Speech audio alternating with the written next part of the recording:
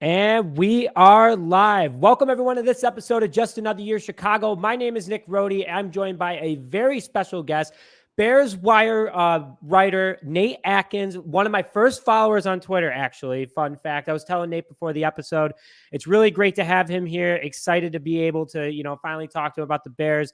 Unfortunately, it's not the best news, but it's news in general. So, Nate, welcome to the show. Thank you. Yeah, glad to be a part of it and love what you're doing. So glad I was able to come on here and talk Bears with you. Absolutely, man. And, just kind of want to kick one thing off is you kind of just starting, everyone's thinking about the elephant in the room. How did you feel after yesterday's Bears versus Packers game? Were you surprised? Were you upset? Like, what was your initial reaction? It's funny. At first, I thought they were going to lose. And then, I don't know if you saw, I tweeted out that thing where everybody had basically picked the Packers to win. And I'd started talking myself into believing they could pull off the upset. Still think they could have if they played a different game. But ultimately, when they lost, I was more disappointed because the way they lost felt more like they gave the game away and less if they were beaten, if that's a good answer for you. Yeah, I think as the day goes, I feel like Bears fans do this consistently, and I'm very guilty of it. Is that the day of the game, you're like, yeah, we got this. No matter what the team is, it could have been the 2016 Bears, it could have been the Mike Glennon Bears, but you always think of there is always any given Sunday. Right. But unfortunately, this past Sunday was not the case for the Chicago Bears. So Bears lose 27-10. They're 1-1, but a lot of people didn't think we'd even have a win at this point. Right. So I think that, the Bears have to give themselves a pat on the back from that. But, it's a new day. It's Monday, not a victory Monday, and coffee was definitely needed this morning more than usual. So Nate, as a writer for, Bears Wire, kind of like what was some of the things, you kind of slept on it. You saw some highlights. You saw what other people were saying. What was your reaction from today? Were you pleased by anything from last night? Were you as upset, or were you even more upset this morning? Yeah, so we put out our morning after on Bears Wire as a staff, and I think for me the biggest thing is there's just questions about what this offense is trying to do, right? And that's to my earlier point of it felt like they gave the game away. The first drive, they come out, they're running a flea flicker, sure, but they're throwing the ball, they're running the ball. The offense looks great. After that, I don't really know what happened. It kind of fell apart, and until the second half, they weren't really able to get anything going. I know there's a lot of people that are kind of iffy on Luke Getsy right now, and Justin Fields. I see the criticism he's getting. It's too early, in my opinion, for all of that, but I do think it's time to figure out what this offense is going to be, the identity here, and clean it up and make some good plays, because I just think that second quarter, I saw the stat came out that the defense was on the field for 20 minutes.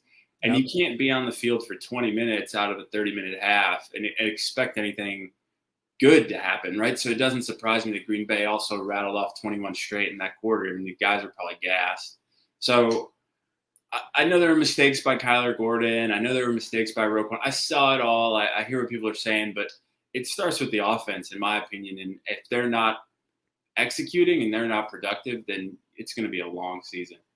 And, you raise a good point. The Bears were on the field offensively for a total of 22 minutes yesterday, while the Green Bay Packers were nearly on for 38 minutes of the game.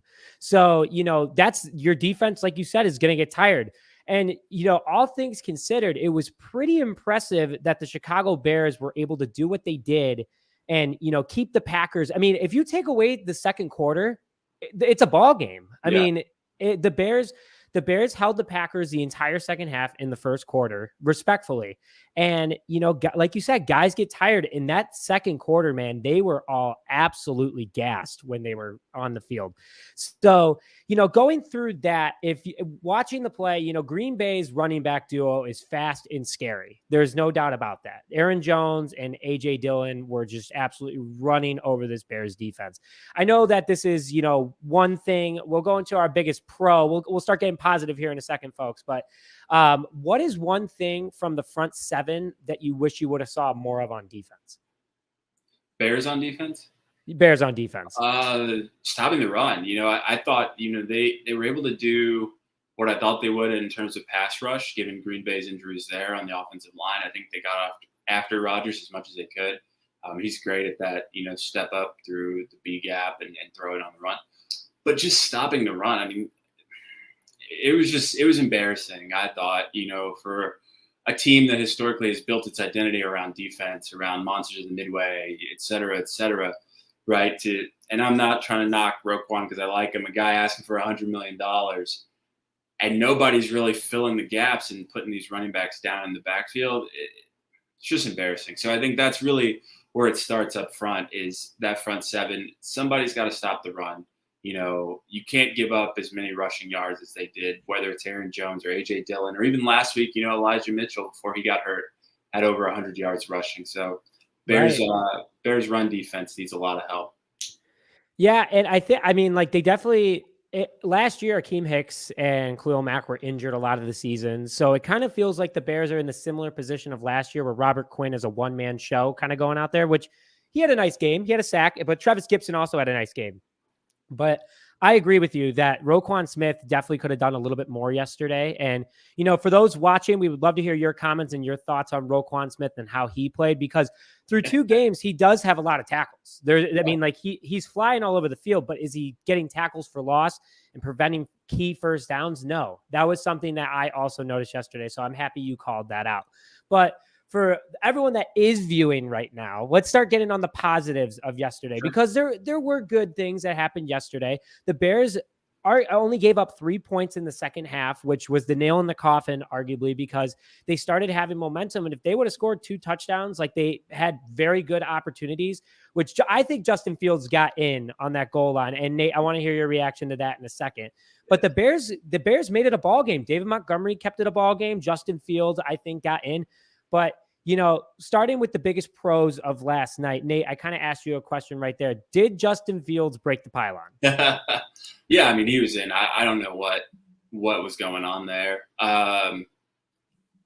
BS call. I mean, I don't know any other way to think of it, but you put it in the ref's hands, and that's kind of what happens, So they should have got in a couple of other times before that. But, yeah, he was in. I don't know why that was such a controversial thing. I don't know how they overturned it, but, it's how it goes sometimes when you're on the road in Green Bay. I feel like the officials in Green Bay give Aaron Rodgers a little bit too tight of a handshake before the game. I feel like there's a little bit of, the Packers are wearing green jerseys, and it's kind of a disguise for what Aaron Rodgers is handing the NFL officials in between, right before a pregame snap. So, but let's go into the positives, because there was a lot that came out of this game that, in my opinion, it felt like a Green Bay game that wasn't as defeating as it has been the last couple years. I mean, I was going to say, on Twitter, it didn't feel that way, man.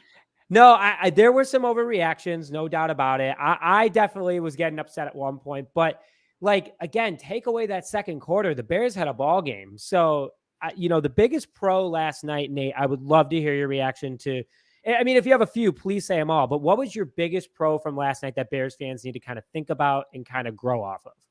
Yeah, I guess I'll give you a couple. I think obviously the run game stands out, right? It's very clear that the Bears can run the ball and against a really good defense, right? Green Bay's invested a lot of money in that defense up front and in the secondary. So to run the ball as well as they did against that defense is a good sign. The second thing I would say is really just the mentality of this team. They easily could have laid down coming out of that first half. You're down 3 scores. Why bother? And they come out in the third quarter and they're moving the ball, and they come down and they kick the field goal and they get going. And so I thought that was great. So I think those are the 2 pros. I think what you really see is a good culture here, a really good attitude. I know Eberflus has his hits and whatnot, but this team fights, and I think they're going to be close. I think right now, and this is a little bit, I guess, of a con when I think about the Bears, right? Like, if football's a 60-minute game, they're a 50-minute team, right? They're going to fight really hard for 50 minutes, but they're not going to be able to close right now is how it looks, right? They're going to have something like that second quarter. But they're fighting it, and I like that, because last year I didn't really think the team had much of an identity, Yeah, I think they're bought into Eberflus, and you hear that a lot from a lot of players, which I 100% agree with you. Is that the culture of the Chicago Bears? And to everyone that's watching, we would love to hear your comments on what you guys think of the culture of the Chicago Bears. But it feels different. Eberflus is out there, and he actually looks like a head coach. He doesn't look lost. He doesn't look like shocked about what's going on the field. And his coach, his staff also trust him. And, I would love to hear someone from the previous regime talk about how with no filter, talk about how they felt as Matt Nagy as a head coach. But the culture of that locker room just seems different. And you could also feel that Justin Fields is the leader of this team. And, Roquan Smith had that awesome pregame speech week 1 before the 49ers that made you want to run through a wall.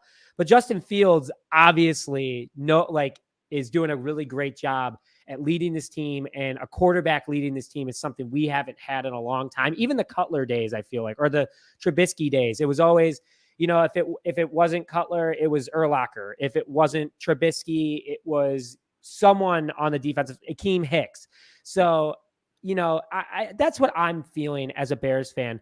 But, Nate, that kind of leads to my next question. And I think this might get some people going in the comments.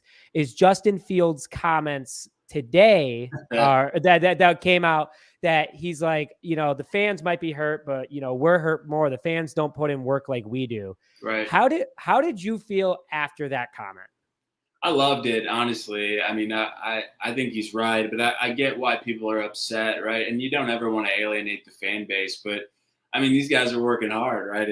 And we know Matt Eberflus more than other coaches had them out there hitting a lot and had them hitting early more than other teams. These guys are talking about how hard practice was compared to anything they've ever been through. So I know physically he's been putting these guys through the grinder. And so I do think he's got a fair point, right? These guys are working their butts off. But again, right, the fans are who support you. They're buying the jerseys. They're coming to the game. So you never want to alienate them. I think it's a tough question to ask first to say, hey, does this loss hurt more because the fans care? I think every loss hurts, right? I think that's how you should look at it, whether it's Green Bay or whether it's San Francisco. You don't want to lose games. But I don't think the fans should be so sensitive. I think this is a young kid. He's going to have to learn, right? I think he's been very, very good in answering questions with the media and giving the answer that a lot of people like. Sometimes you just may not always get the answer that you like, and that was this time. I think that we're so used to, you said it really well, is that like you might not get the answer that you like. And Bears fans are so used to the last couple of years of just a used car salesman kind of making them feel better, or like the McCaskies just kind of selling fans to make sure, hey, we're going to turn this thing around.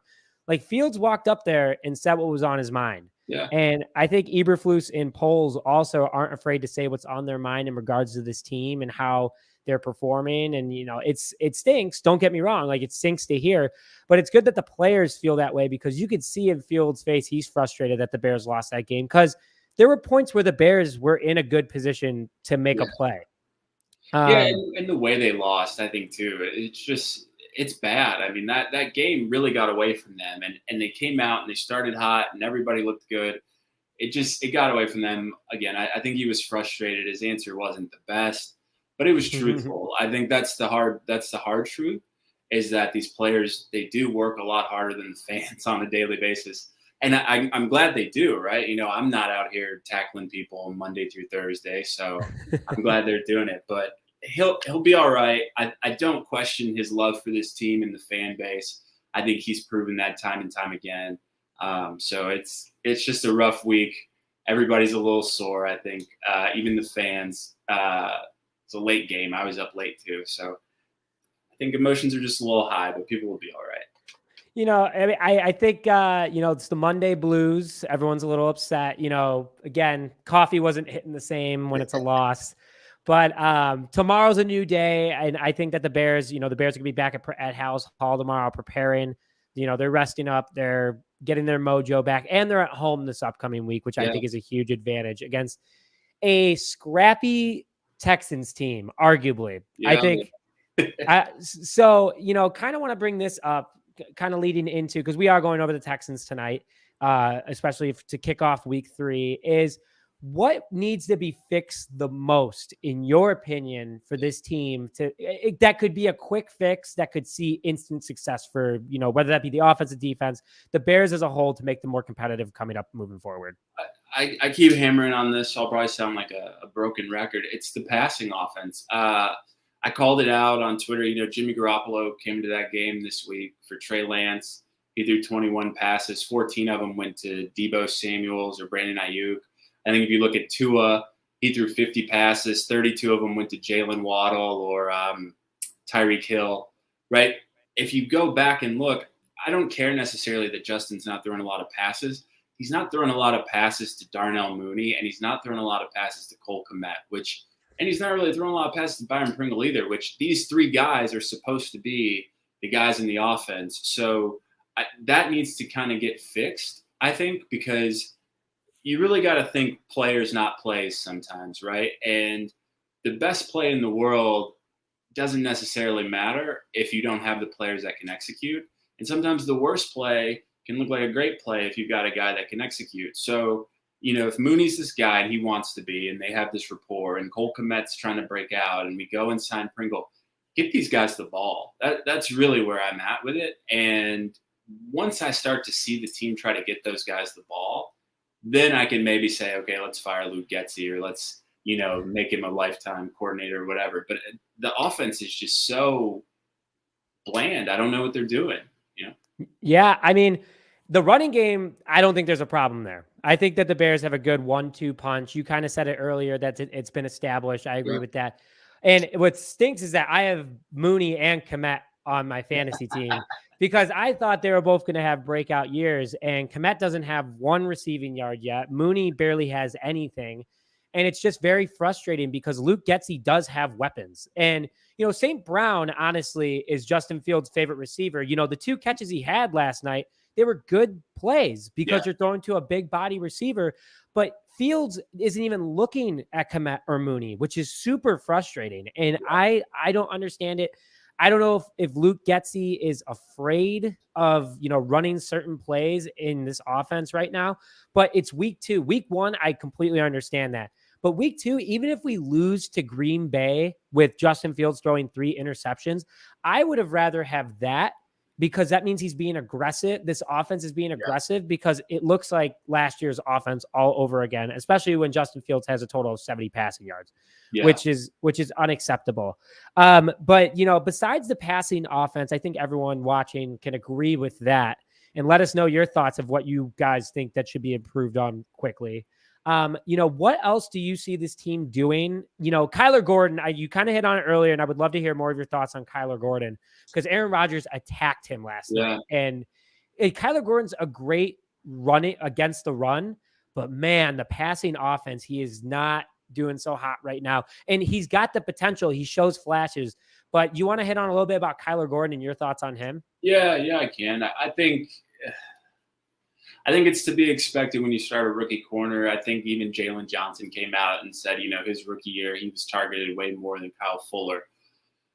I think that's something Kyler has to expect, and he has to grow up fast here. I think where he's really great is in zone. And the Packers, a lot of times, if we saw we're putting guys in motion or we're putting him in man coverage, and that's where he can be a little tight in the hips. He could struggle a bit, right? Guys can get by him. He's really great if he can sit back and kind of keep everything in front of him. And Green Bay wasn't allowing him to do that. The Bears' defensive calls weren't allowing him to do that, and he got picked on. And I think that's something that until he can show that he can fix that, you could probably expect the same thing from Houston, and you could expect the same thing from New York. And it's just going to be how his season goes, I agree. I mean, like he's a hard hitting guy. He's fast and he has great vision.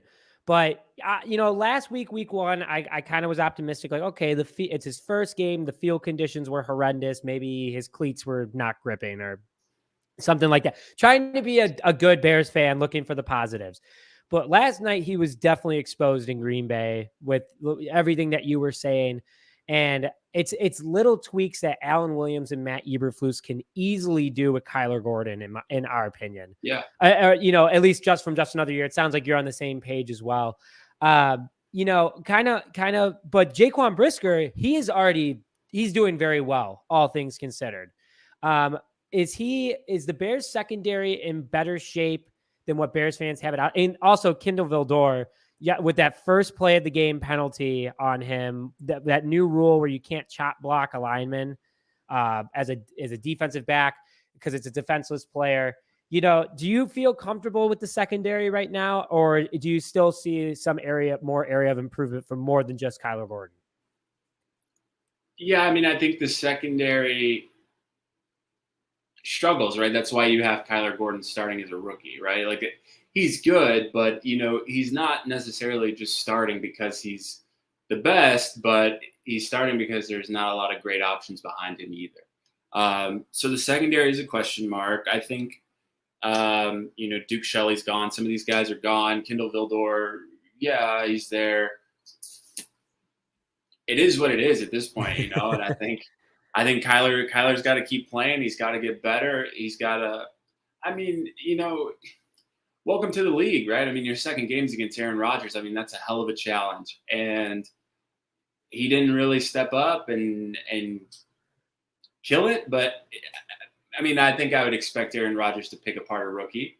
So I think you have to lean on Kyler to keep growing. I think corner is a lot harder to play than safety in the NFL, talking about him and Brisker. As far as who's behind Jalen and Kyler, I don't really have a lot of confidence in any of those guys. Right. But a lot of this team, man, is about wait until next year. So I like the guys that are the first two guys, and everybody else I hope can get better over time. I agree. And one more comment in regards to before we start hitting on some Texans talk, because always looking for the future and always looking for what's better. In regards to Luke Getsy's call last night, it was shotgun, and it was a very questionable call for Justin Fields in the red zone. Did you see why Getsy called shotgun, or you just a rookie offensive coordinator mistake that he's got to work on and just learn from his mistakes? No, I think it's about trying to spread the defense out. You have to consider, right, like from the formation, there's the possibility for run pass looks, right? So you're hoping that maybe you catch somebody there. I saw PFF put out the stat that people are actually pretty effective going from the shotgun. But again, I just think old school football, you're at the 1 yard line, either do the Tom Brady quarterback sneak or, bring in a fullback and just run power and run it in there. I don't like the idea of backing your quarterback up, 3 to 5 yards and telling them to go run for it. It's a little too cute for me. Well, it's over with. He learned from his mistake. Hopefully next time. And again, he broke the pylon. There is no doubt about it. He got in. He got in, and that would have changed the game. There was a couple plays that would have changed the game. But one thing I do want to call out before we go, and actually entering Texans week. So, let's go into the week 3 needs. Just kind of want to kick it off with this comment for you, Nate, is that I think the offensive line is doing a lot better than people are giving them credit for. They gave up 3 sacks last night, and Aaron Rodgers got sacked 3 times, but also in week 1, there was 2 sacks on each side of the ball. And Tevin Jenkins isn't doing a bad job at right guard. He's, I think he's come up to speed, and, a big need against this Houston Texans defense is going to be the offensive line. Do you have any comments on, before you go into your full needs for week 3 that the viewers should know about in regards to the offensive line? Do you have any comments? Do you think there's areas of improvement? Do you like the formation, the rotation they have out there? What are your thoughts? I like them. I think, for all of the concern that people had, I think they look good. I think Mustipher looks good. I think the rotation between Jenkins and Patrick works, and I like it. So I think the offensive line has been a pleasant surprise, and I think we're kind of talking less about them, which is a shock. I thought at this point we would be talking a lot about the offensive line, but they really haven't done too much to stand out in a negative way, which is a good thing. Yeah, and we're getting some love right now in the comments about the offensive line. Our first comment is the offensive line has definitely been a bright spot last night, and #BelieveInBrax. I like that hashtag. Braxton Jones, I think, has done a good, going against Nick Bosa and then a tough, overall Green Bay defensive line. I think he's done a good job so far. So, Braxton Jones has been a pleasant surprise, like you were saying. And we got one more. It's only been 2 games, but, the Bears offensive line looks pretty good. There's no doubt about that. So I think as Bears fans, for once, that's something we can all agree on, is the offensive line is doing a good job. And I want to give a shout out to Larry Borum too. I think he's done, he's been all over the place on the offensive line, and, muscle memory is a big thing for these offensive linemen. And I think that Larry Borum has done a great job getting the call. We had his mom on a couple weeks ago. I'm not sure if you saw that, but she is awesome. He is awesome. We're going to have him on the show in a while. But man, it's just crazy how well Larry Borum has done for this offensive line. So Nate, why we kick off and everyone start, giving some needs, showing love from Honolulu. Nova, nice to see you, man. I love that you always watch the videos. Thanks for tuning in. Bear down. One thing I do want to call out is in regards to just this overall team, is that there are a lot of bright spots. And I think that we can all agree on that. So, Nate, kind of walking into week 3, we know our bright spots. We know the offensive line is a positive.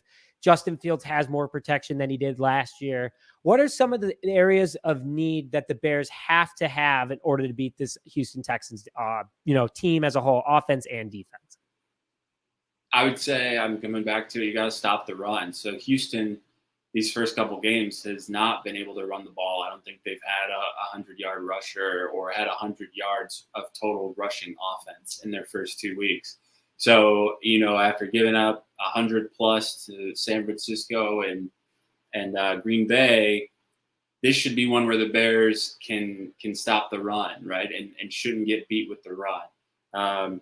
I have Damon Pierce in my fantasy league, so if he sneakily has a 100-yard game, it'll be a little bittersweet. But I hope that doesn't happen. Passing the ball, I think, again, this is where they've got to stand up. And you've got a really great opportunity with the rookie, Derek Stingley, who has been playing pretty well, actually, for Houston, and Mooney to kind of get going and take his shots here. I think as you look at our secondary, again, you run into the question of, how are they going to try to target Kyler Gordon? I mean, maybe that's going to be with Brandon Cooks, right? Moving Brandon Cooks around the formation a lot, getting him going, seeing if they can kind of key him one-on-one with Kyler Gordon. So, again, another tough matchup for him. The only upside for him is that, it's going to be Davis Mills or Jeff Driscoll throwing the ball and not, Hall of Fame quarterback Aaron Rodgers. So I think, again, just sticking with those two things, I expect the Bears to be able to come out and run the ball. Would like to see them pass it against this defense. I think this Texans team is pretty bad.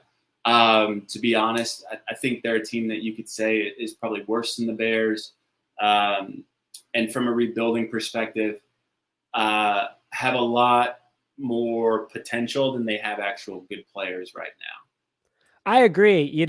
I think that the Bears are in a better position. And as crazy as it is to say, Ryan Pace did leave some pretty good building blocks for Ryan Poles. But Ryan Poles has taken it to a whole new level in regards to, building quickly. I mean, secondary, he crossed off the list for the future. Yep. He's got his future secondary in place. Quickly want to throw this up there from Tiff Tiff. We have 15 games to go. If we start and go 1-9, the whole team is going to get a whooping. I couldn't agree more. I think Matt Eberflus is the kind of coach that would let his players know if he starts 1-9, he's going to be disappointed. So thanks for coming in, Tiff Tiff, with that. You kind of said some good things in regards to, you're not going against a Hall of Fame quarterback. You're not going against, a super tough defense like in San Francisco. Green Bay has an okay defense. I will never say Green Bay has a good defense, even if it is good, because I just can't. But, for the viewers, kind of throw some of the things out there that you think the Bears need to do in order to beat the Houston Texans. We'd love to hear it. But Nate, I'm just gonna share my thoughts on this super fast with you. I know we only have a couple more minutes together, but I want to make sure that we get through it all. In regards to the David Montgomery, Khalil Herbert kind of running back duo, I think that's going to be a key building block for the Bears moving forward. And against a Houston Texans defense that isn't very strong against the run, I think that they both could have a good game. And I hope that everyone else that's watching agrees. David Montgomery, someone said if David Montgomery would have had twice as many touches, the Bears would have won last night. And after the way he was running, I have to agree, because if he doubled everything, doubled his rushes and doubled his yards, he would have had over a 220-yard game. Everyone on fantasy would have been losing their mind. Yeah. But I think that the Bears need to be more aggressive with their running backs in the red zone, because when they did that with Khalil Herbert in week 1 against the 49ers, good things happened. Khalil Herbert got into the end zone. So that's a big key area for me. Another thing is that what stinks in that it isn't talked about, but hasn't been talked about a lot, is missing Velus Jones Jr. One of we brought him in for that deep ball threat, and the Bears, offense that one pass last night that went over Mooney, Velus Jones Jr. could have maybe had a much better chance of getting with his speed, because he's faster than Darnell Mooney. So, and also our overall special teams game, even though Ebner's not doing a bad job, in my opinion, I think Velus Jones Jr. would take it to a whole new level. And, Nova just threw this out there. Our offensive line wore them down by the end of the third. We had them in the ropes. I agree with that. I think that they did a great job. Nate, kind of what are some of the things that, Matt Eberflus was big on stamina. Are you seeing the Bears, really living up to what he said at the beginning of the season? Like, if we're not going to be the best team, we're going to have the team with the most stamina. Are you seeing that right now from your perspective? Yeah. I think they're grinders, man. I think that's the style of ball they play. And I do think they're trying to wear teams down. I think they want to wear teams down with the run, and defensively, they want to be able to still put pressure on the quarterback late in the game, and I think they're doing that. I just think this offense isn't built to come back from a 3-score deficit, right? This isn't, as much as I love the Bears, this isn't the Kansas City Chiefs offense, So they're gonna play this type of grinded out type of ball, try to do short passes, try to control the clock. And that was one of the things I noticed and I really liked, that the drive where Justin Fields didn't get in. I mean, that was a 6-minute drive. That took a lot of time off the clock, which, debatable if you want to do that when you're down 17 points. But anyways, that's the style of offense that they play, right? And that's how they're going to win games and how they're going to beat teams, is they're going to keep picking up first downs and killing the clock. And I think they're going to do something similar against the Texans. I think the Texans are strange, right? Like, it's hard because they don't look like a good team, but maybe the Colts and the Broncos aren't as good as we thought coming into the year, because they played both of those teams pretty close. But I would expect the Bears to win a somewhat close one here, maybe a touchdown, maybe 10 points, and do it on the run, do it behind Montgomery and Herbert.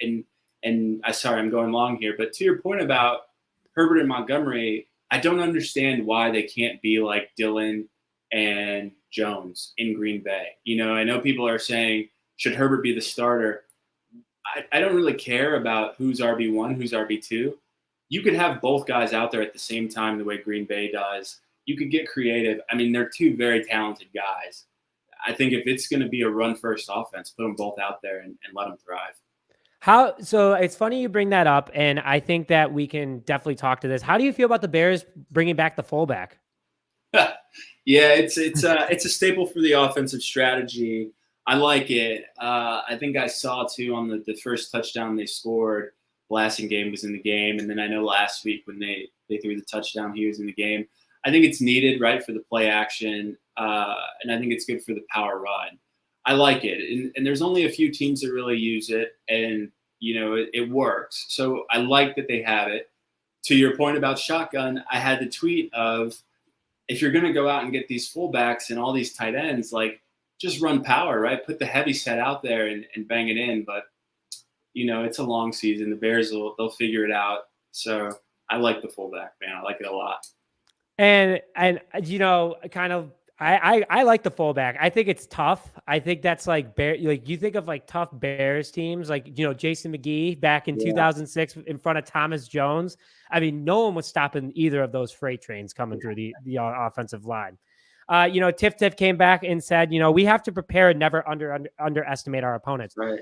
do you think that we underestimated Green Bay? You know, obviously they lost Devontae Adams, but we did not. You're No, already saying no out of the gate. no. I don't think so. I think everybody knew what to expect. I don't think, for as goofy as he is, I don't think anyone ever writes off Aaron Rodgers, no matter what, weird retreats he's going on. And no matter how much him and his family don't get along, people know, how good this guy is. So I don't think anybody came in there underestimating him. But I will say for this, you have the possible Lovie Smith revenge game, right? So definitely don't want to underestimate the Texans because Lovie is coming back to Chicago. Yeah, and he still loves the Bears. His wife they still have their home here in Chicago. Lovie Smith's in Chicago during the offseason. So yeah, but when they're on the field and Lovie Smith's wearing that Houston Texans shirt, he is not a Bears fan anymore. Right. I think Nova wanted to call out your point of having both guys in the backfield. I know we keep going back and forth. We love that you guys are commenting and keep them coming. We have a light version of Thunder and Lightning. Having them both on the field at the same time could be a game changer. Yeah. Do you feel like Luke Getsy is potentially holding back his playbook to kind of see how this offense progresses before opening it up entirely to really show the league what this offense can do? Probably. I think it's that, and I think it's also Justin, kind of working him along and not throwing everything on his plate at once, and letting him kind of get acclimated with the playbook. So I think it's a combination, right? You don't want to show your hand too early. It's only 2 games.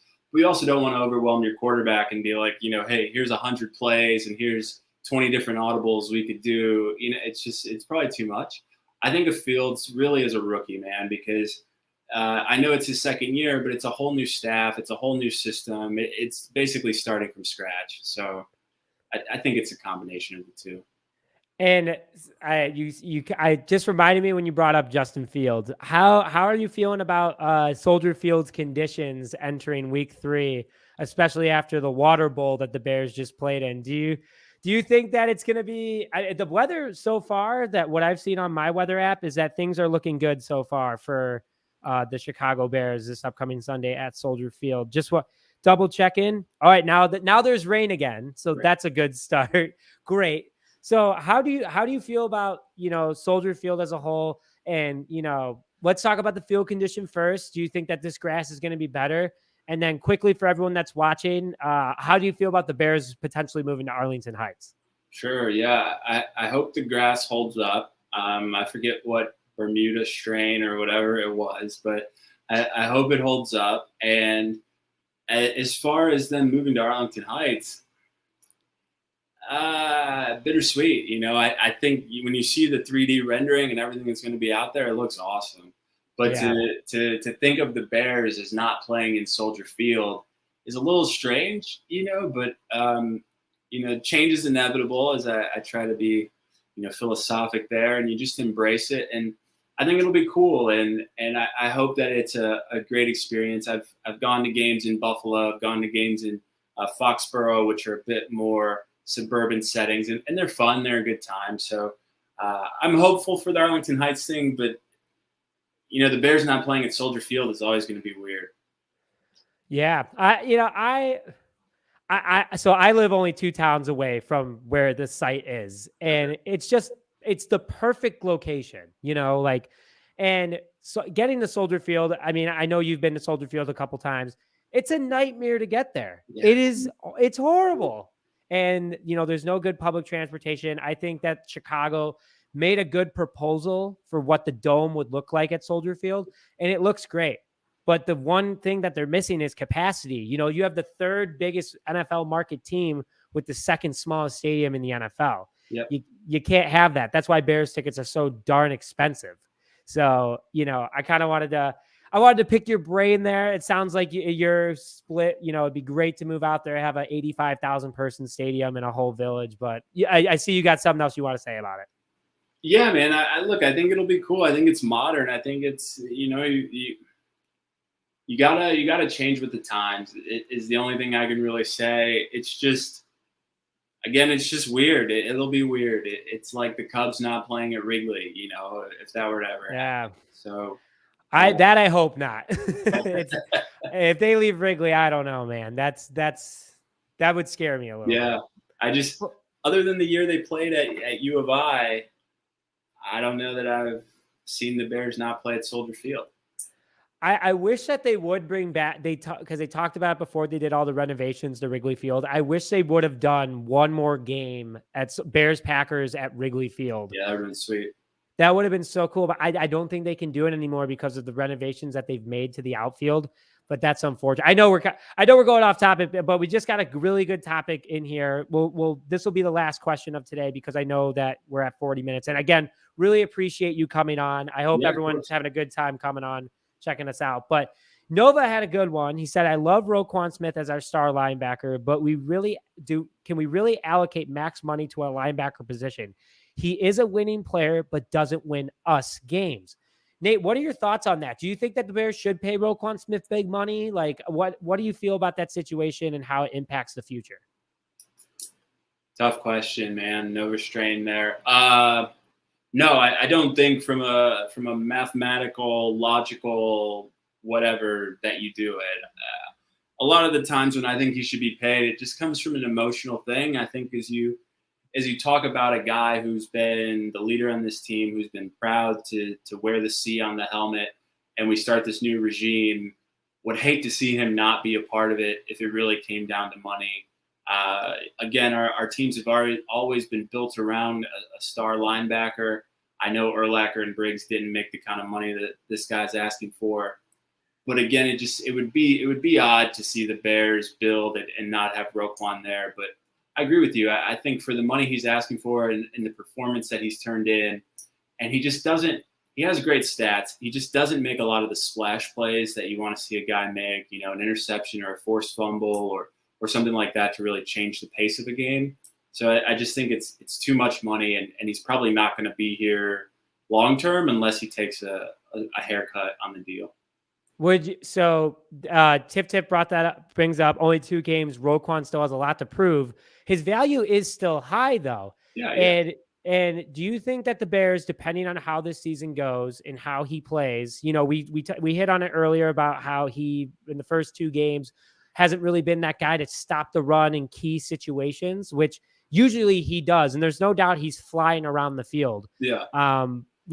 Through 2 games, I mean, would you, if someone came calling and offered you a first round pick for Roquan Smith and a couple other picks, would you take it? Yeah. Wow. Absolutely. Wow. That was no hesitation there. There's so many, and I say that, Nick, because there's so many other holes on the team that getting 2 first round picks next year, and you're saying additional picks, but even if it was just a first round pick, to have 2 first round picks, I mean, that's huge, right? So I would trade him for that. I think even if you got a couple of second or third round picks, a second and a third for him, I would trade him for that because again, there's so many holes on this team, not just from a starting perspective, but also from a depth perspective, right? If the guy goes down, we don't really have too many quality players behind them. So yeah, I would get rid of him. It just hurts, right? Because again, this is the guy who's been the face of the defense here in the young Bears era, in the Matt Nagy era. And, I know Khalil Mack was here for a minute, but, Roquan was drafted by this team. He's been here. I was excited when we got him. But it looks like, they're going to have to go their separate ways. And, so Nova, thanks for logging on, man. We appreciate you. Bo had a good point listening to us. Roquan needs to show that he is the man. I don't see him paying that kind of money. No doubt that he's a top 3, but not top of the food chain. So the money thing's hard, right? Because guys get paid, and that basically sets the market, right? I don't know if you guys remember a while ago, right? But it was like every time a wide receiver would be the highest paid wide receiver, the next wide receiver to sign their deal was the highest paid wide receiver. It feels like a little bit of that going on right now. And I think Poles and I think a lot of other NFL GMs are trying to reset that market since Shaq Leonard and Fred Warner got these $100 million contracts. Because, Roquan aside, there's another linebacker out in Buffalo and Tremaine Edmonds who is coming due too. And he's probably going to ask for similar money, and I don't think anyone's going to pay him that either. Can you believe that the Bears almost had Tremaine Edmonds instead? I think that's so wild that the Bears would have either had Smith or Edmonds. Yeah. And I mean, it would have worked out either way, but Oh, the Bears would have been in this situation again. yeah, So, another guy. I mean, he's been a little quieter in Buffalo, I think, because they're winning games, but I think they didn't pick up his 5th year here, and he's looking for a big payday. He hasn't come out, to the point Roquan has and demanded a trade, etc. But he's looking for the same amount of money, no doubt. yeah, and I think last comment we'll make today before we close out is that Ryan Poles is not being jerked around as a general manager of the Bears. That's right. Yeah. And he's setting a good tone. I think it's a good tone for players that are going to come to Chicago because it shows that he actually wants to do the right thing. Players, I felt like, were just coming to Chicago because they know Ryan Pace would somehow find a way to pay him the money that they wanted, and they would get hurt and not play the rest of the season. But yeah. Ryan Poles, he's doing his resume check. Are you young? Are you fast? How is your injury history? And can you, outperform what your expectations are? And so far, almost everyone is meeting that. Velus Jones Jr. is just getting super unlucky with this hamstring injury that's been, lingering around.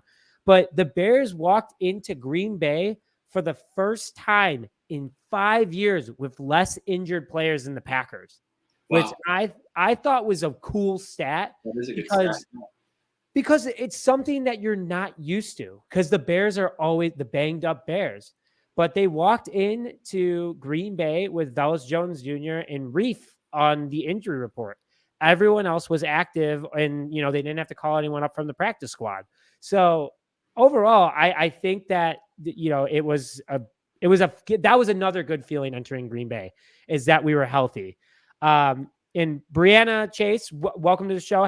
Nice to hear from you. As always, Bears need a stud runner, stop lineman, or linebacker in the upcoming draft.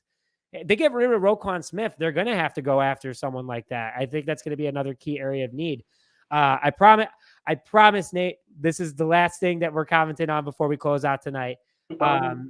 Is there, would you rather do you think the Bears, after getting Watts, do you think after Justin Jones, do you think the Bears need to focus on getting a linebacker to go alongside Roquan Smith, that they keep him, or a defensive lineman's more important in this upcoming draft? I'd go defensive line, and I say that from the standpoint of a lot of the guys that they have are 3-4 build, not a 4-3 build. So I think that's where you go. You address that need up front. What I like about Watts is that he was a 4-3 guy, and you can see that he's starting to show up right away. Him and Justin Jones both.